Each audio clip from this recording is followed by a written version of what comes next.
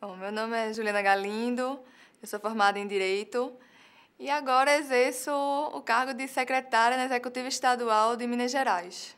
Bom, a política que me escolheu, na verdade, eu comecei executando a política em Pernambuco e caí de paraquedas em Minas Gerais, foi onde eu aprendi política e comecei a gostar de política.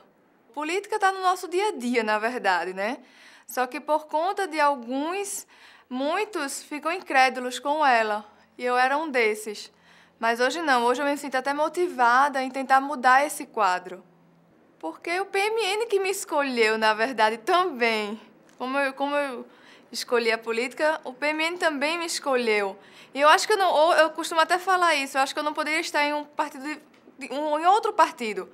Primeiro que ela é dirigido por mulheres, basicamente. Hoje a mulher ocupa um cargo muito importante no PMN, em vários cargos, tanto na executiva nacional como nas estaduais, as municipais. E o PMN, até pelas suas convicções, pelo que ele acredita dentro do quadro político brasileiro.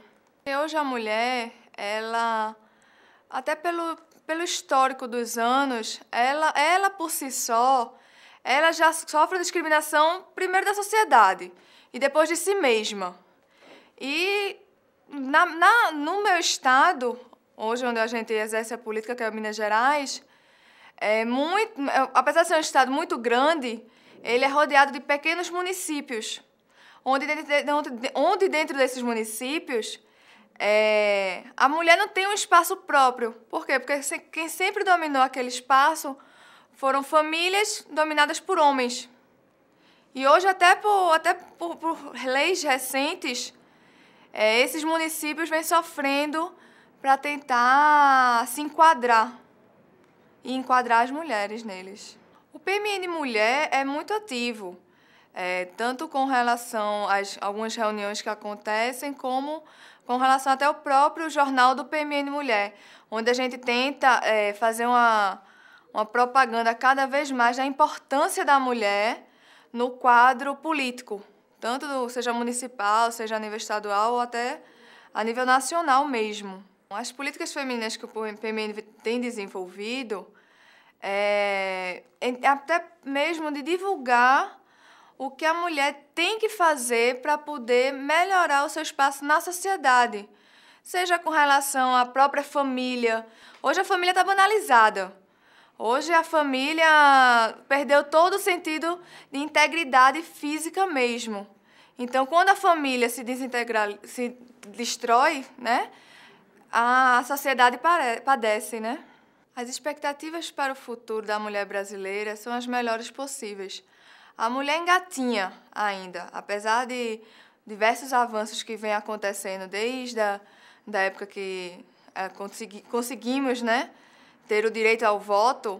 A mulher ainda hoje engatinha, mas creio que no futuro bem próximo os homens vão estar atrás de nós, com certeza. Gostaria de chamá-las para participar com toda a garra que a mulher brasileira tem, de participar das reuniões, de participar do movimento político do seu município. Porque a política nacional começa lá no município, seja com 1.000 habitantes, seja com 200.000 habitantes. A mulher tem um papel importantíssimo dentro da política do seu estado, do seu município.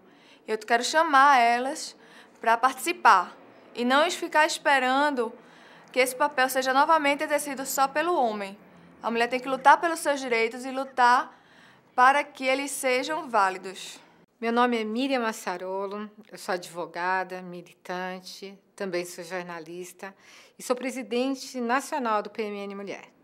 Eu entrei para a política, para ser bem sincera, um pouco no susto. Eu não era muito favorável, como a maior parte das mulheres, eu encarava a política como algo assim meio sujo, meio corrupto. Então, não me interessava. Era um caderno do jornal que eu costumava jogar fora. Mas, com o tempo, a minha família sendo muito presente nessa área, eu acabei sendo obrigada a ouvir. Pelo menos na hora do café da manhã, no almoço e na janta, acabava ouvindo sobre política. Fui me interessando e fui descobrindo que não existe nada sem política. Se você não tiver política como fonte, você não consegue resolver nada, nem nesse país, nem no mundo. Eu acredito no PMN. Eu acho que o PMN é um partido que ainda é fiel às suas ideologias. Eu acho que o PMN é um partido que não fecha as portas para as pessoas, permite que as pessoas cresçam, que as pessoas mostrem o seu trabalho. E, justamente por acreditar no PMN, eu não poderia fazer parte de nenhuma outra legenda sem ser essa. Eu não sei falar muito sobre o meu estado, porque, na realidade, o PMN, para mim, ele é um trabalho nacional. Então, eu tenho que ter uma visão ampla, eu tenho que ter uma visão da nação. Eu ando muito por todos os estados, e, nesse andar pelos estados, eu vejo que os problemas eles se repetem. Em número, às vezes, um pouco mais elevado num lugar do que no outro, às vezes, uma situação mais grave num lugar do que no outro, mas as mulheres sofrem violência do norte ao sul no país. As mulheres sofrem discriminação em todos os estados do país. As mulheres ganham mais, ainda que façam a mesma coisa. Desculpa, não é nada disso. As mulheres ganham menos, ainda que façam a mesma coisa em todos os lugares do país. Lógico que existem exceções, essas despontam, mas a grande maioria sofre os mesmos problemas. Problemas com o marido, com o filho, com a família, e eu acho que a função de uma política, a função de uma dirigente política, é levar para essas mulheres soluções, ou, pelo menos, trabalhar com elas formas de minimizar esses problemas. Num país tão carente como o Brasil, você falar em políticas femininas, você tem que falar de tudo, de tudo. A gente precisa de tudo. Mas nós acabamos de ter o nosso primeiro encontro nacional. E, nesse encontro nacional, nós levantamos, logo de cara, 3 bandeiras. A primeira bandeira a ser trabalhada é a bandeira da violência contra a mulher. Não só acenando com a lei, mas fazendo com que ela entenda o que essa lei propõe e que ela possa refletir e utilizar ou não essa lei. Ela não pode agir de uma forma impetuosa, num momento de nervoso, por exemplo, mas ela também não pode deixar de agir se não for simplesmente um momento, mas se for uma constante na vida dela, a situação que ela está vivendo. Também é importante que a mulher entenda que a violência não é só uma violência física. Muita gente encara que violência é eu apanhei. Não é isso. A violência ela pode ser emocional, ela pode ser psicológica, ela pode ser 1000 tipos de assédio. E toda mulher tem que estar consciente dessa variação. Porque, se ela não estiver consciente dessa variação, ela nunca vai conseguir enxergar se ela está enquadrada dentro desse problema violência feminina, violência contra a mulher, melhor falando, ou não. A segunda grande bandeira que nós estamos levantando é a bandeira do meio ambiente. E daí nós também temos que trabalhar com as mulheres que meio ambiente não é simplesmente você falar de algo verde, não é você defender as árvores, né, ou a água. Isso também é meio ambiente, mas é um meio ambiente natural. Fora isso, nós temos o meio ambiente urbano, o meio ambiente cultural, e nós temos que defender todos eles. Hoje em dia, uma grande bênção é a informação. Você recebe em tempo real informação no Brasil todo, mas essa mesma bênção pode ser um problema se ela trouxer uma coisa chamada um processo de aculturação. Você perde sua cultura de origem para substituir a sua cultura por algo que não é teu. Então, você fica entre 2 mundos. Isso é um problema também a ser combatido. De que forma você pode aceitar e agregar o que for de bom sem perder o que é seu de origem? É uma das nossas bandeiras esse ano também. E uma terceira grande bandeira que nós temos, e isso a gente fala como uma bandeira feminina, mas na realidade é da população como um todo, é a bandeira da saúde. Como usar o que nós temos na Constituição garantido como um direito, o direito de todo ser humano, de todo brasileiro, ser atendido na sua saúde. E esse direito, ele vem de um dever que é um dever do Estado. Mas não é o que nós vemos. Nós temos dificuldade em sermos atendidos em postos de saúde, nós temos dificuldades em conseguir um remédio gratuito, ou até mesmo de conseguir um remédio que não seja gratuito, mas mais barato. E eu acho que isso tem que ser trabalhado com as nossas mulheres, tem que ser trabalhado nos nossos municípios, porque a saúde é fundamental. Sem a saúde, não vai adiantar a gente falar nem de violência e nem de meio ambiente. Sem a saúde, a gente não vai ter nada. Eu acho que as expectativas para o futuro da mulher na política brasileira são excelentes. Nós começamos em 32, são 80 anos que nós estamos votando. Ainda estamos no processo de luta pelo espaço. Não tem como negar isso. Não adianta a gente virar e falar assim, não temos os nossos espaços. Não, não temos. Mas estamos conquistando os nossos espaços. E quando isso acontecer, eu acho que vai ser uma bênção para a população como um todo. Porque assim como um olhar de mãe é especial, um olhar feminino na política também vai ser especial. Eu gostaria de fazer um chamamento, né, a nível municipal, a nível estadual, a nível nacional. Mulheres, acordem, acordem e venham compor conosco. Os nossos quadros estão abertos, as nossas portas estão abertas. Nós queremos mulheres que estejam dispostas a debater tudo aquilo que pode ser importante para as próprias mulheres, para os seus filhos, para os seus maridos, para a cidade, para o Estado, para a nação. Nós queremos ocupar esses espaços que estão sendo abertos, mas nós queremos que esses espaços sejam ocupados com racionalidade e com responsabilidade.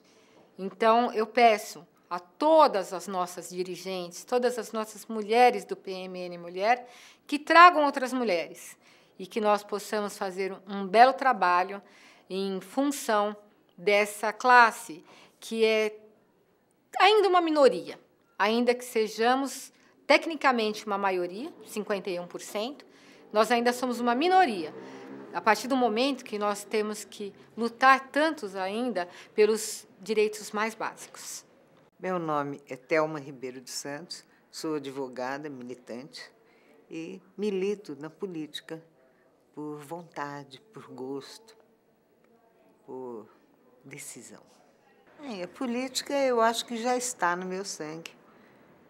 Acho que sempre esteve, muita gente da minha família já participou da política, e era uma coisa que, ainda que eu não buscasse isso, eu acabei entrando na política mais por um desafio.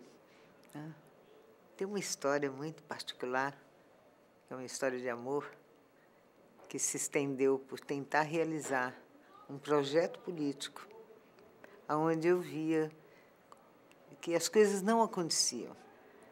Homens tentando fazer algo que eu achei que o caminho que eles estavam perseguindo, naquele momento, não era o correto. Estava faltando um trabalho de organização das ideias, né? E você nada constrói se não fizer realmente um projeto. Aquele projeto que você tem um princípio, um meio e um fim, para alcançar o resultado pretendido. E assim foi. Eu tive uma participação já desde o início, mesmo não tendo particularmente atuado na política, mas eu busquei entender o que era preciso ser feito. E participei, eu fui até candidata a vice-presidente da República durante um certo tempo, e achei naquele momento que, se eu me dedicasse àquele momento eleitoral, o trabalho político em si não seria nunca realizado. Então, eu desisti daquela indicação minha como candidata e me dediquei a realizar a tarefa, no meu entender, maior, que era a construção de um partido definitivo.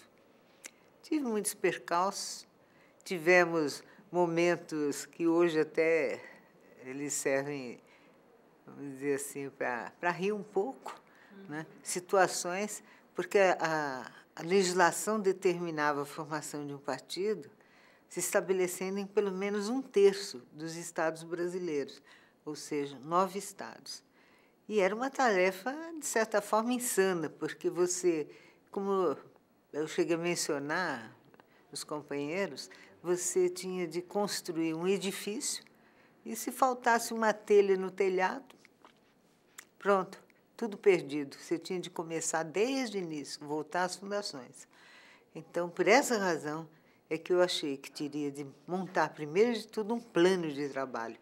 E esse plano de trabalho foi tentar construir o partido a partir dos estados que tinham o menor número de municípios, já que a obrigação legal era atender 20% dos municípios de cada estado, de cada um desses 9 estados escolhidos.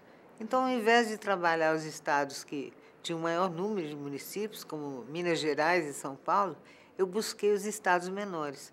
E, com 70 municípios constituídos de acordo com a legislação então vigente, eu consegui alcançar o resultado em 11 estados.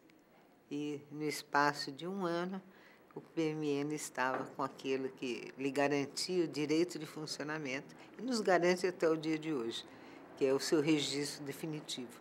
Foi uma tarefa que envolveu uma dedicação quase exclusiva, né? Fui obrigada a ceder parte do meu tempo profissional para esse trabalho, mas não me arrependo, não, que eu acho que abriu um espaço para que eu pudesse atrair para essa atividade política pessoas que estavam muito distantes do mundo político, por assim dizer.